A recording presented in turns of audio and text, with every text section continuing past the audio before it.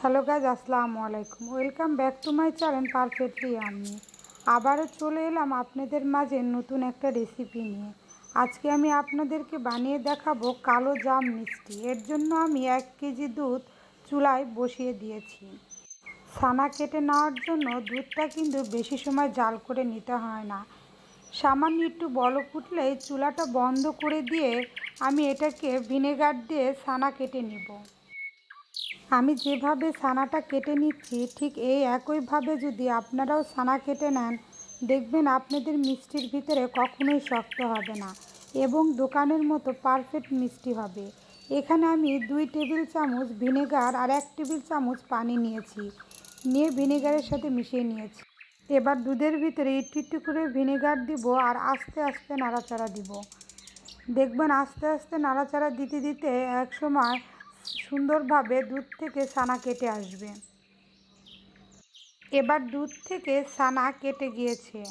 এবার এটাকে আমি নামিয়ে ভালোভাবে ঠান্ডা পানি দিয়ে ধুয়ে নিতে হবে।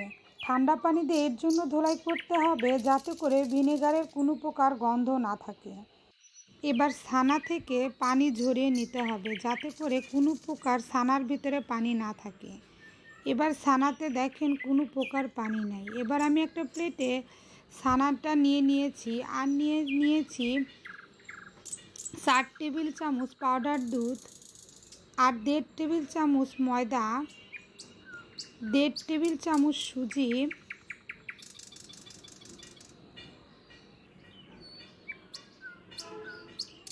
আরও নিয়েছি আমি এখানে 1.5 টেবিল চামচ চিনি, আর আমি দিয়ে দিব সামান্য পরিমাণ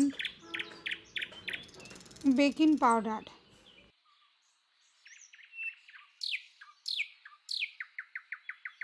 এবার দিয়ে দিব এখানে আমি 1 টেবিল চামচ ঘি। অবশ্যই চেষ্টা করবেন ঘিটা দেওয়ার জন্য। ঘিটা দেওয়ার পরে আমি শুকনো উপকরণগুলো আগে একটু মাখিয়ে নিব, তারপরে ছানার সাথে ভালোভাবে কিন্তু মাখিয়ে নিতে হবে। অবশ্যই ছানাটা ধৈর্য সহকারে হাতে মাখাতে হবে যাতে করে ছানাটা পুরো মিশে যায়। ছানাটা এমনভাবে মাখাতে হবে যাতে করে ছানার ভিতরে বিচি বিচি না থাকে। হাতের তালুর সাহায্যে ডলে ডলে কিন্তু ছানাটা মাখাতে হবে। যত সময় ধরে আপনারা ছানাটা মাখাবেন মিষ্টিটা কিন্তু ততটাই সুন্দর হবে। ছানাটা কিন্তু অনেকটাই মাখানো হয়ে গিয়েছে, দেখেন কতটা সফট হয়েছে। ছানাটা মাখাতে মাখাতে যদি দেখেন একটু শক্ত মনে হয়, সেক্ষেত্রে আপনারা এখানে লিকুইড 2 চামচ গরুর দুধ দিয়ে দিতে পারেন। কিন্তু আমার ছানাটা সব কিছু পারফেক্ট আছে, এর জন্য আমার দুধ দেওয়া লাগবে না। এবার আমি ছোট ছোট লেচি কেটে নিব মিষ্টিগুলো বানিয়ে নেওয়ার জন্য।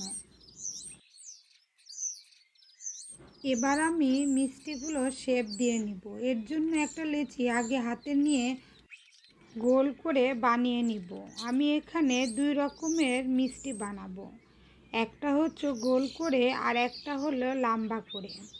আপনাদের পছন্দ মতো আপনারা মিষ্টির শেপ দিয়ে নিতে পারেন। এর চেয়ে বড় করেও নিতে পারেন, আবার এর চেয়ে ছোটো করেও নিতে পারেন। আজকে আমি মিষ্টিগুলো একটু বড় করেই বানাচ্ছি। এভাবে সবগুলো মিষ্টি বানিয়ে নিতে হবে। আমার এবার সবগুলো মিষ্টি বানিয়ে নেওয়া হয়ে গিয়েছে। এবার আমি চুলায় একটা প্যান বসিয়ে দিয়েছি, প্যানের ভিতরে কিছুটা তেল দিয়ে দিয়েছি। তেলটা সামান্য একটু গরম হয়ে আসলেই কিন্তু মিষ্টিগুলো দিয়ে দিতে হবে। এ পর্যায়ে কিন্তু চুলার আঁচটা একেবারেই লোতে রাখতে হবে। চুলার আঁচটা কিন্তু কোনোভাবেই হাই এবং মিডিয়ামে রাখা যাবে না, একদম লো আঁচে রাখতে হবে। এবার আলতো হাতে মিষ্টিটাকে উল্টে দিতে হবে। এ পর্যায়েও কিন্তু আমি চুলার আঁচটা লোতে রেখেছি। এবার আমি মিডিয়ামে করে দিব।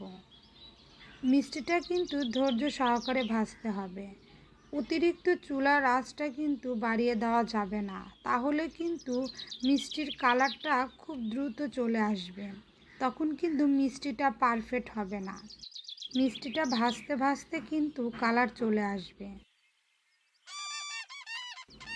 অতিরিক্ত কিন্তু কালো করে নেওয়া যাবে না, তাহলে কিন্তু মিষ্টিগুলো খেতে তিতা লাগবে। দেখেন মিষ্টি থেকে কিন্তু অনেকটা কালার হয়ে এসেছে। এবার কিন্তু মিষ্টিটা পুরোপুরি ভাজা হয়ে গিয়েছে, এবার নামিয়ে নেব। চুলা আর একটা প্যান বসিয়ে দিয়েছি, প্যানের ভিতরে আমি এখানে 2.5 কাপ পানি দিয়ে দিব আর চিনি দিয়ে দিব 1.5 কাপ।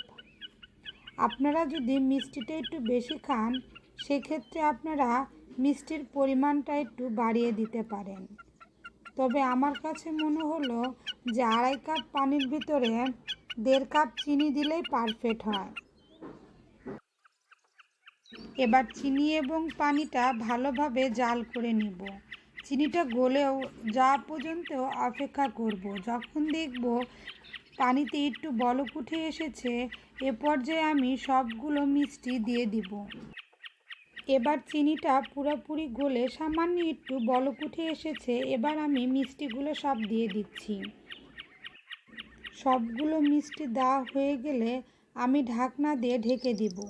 এবার ঢাকনাটা ঢেকে দেওয়ার পরে ঢাকনার যে ছিদ্রটা থাকবে ছিদ্রটাও আমি বন্ধ করে দিব, যাতে করে কোনো প্রকার হাওয়া বের হয়ে না যায়। এভাবে আমি 10 মিনিট লো হিটে জাল করে নিব। এবার কিন্তু দেখেন জাল করা হয়ে গিয়েছে মিষ্টিগুলো, এবার নামিয়ে ফেলবো।